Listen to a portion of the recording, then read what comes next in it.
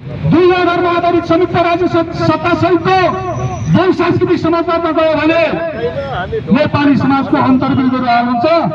नेपाली समाजको अन्य जुन किसिमको विभेद छ यो हल हुन्छ।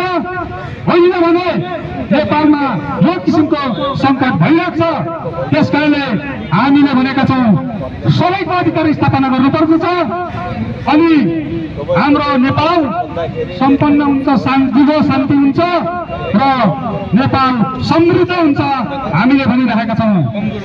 त्यति मात्र होइन, संविधानको प्रस्तावना वर्गीय जातीय लैङ्गिक विभेदहरू अन्त गर्ने भनिएको छ।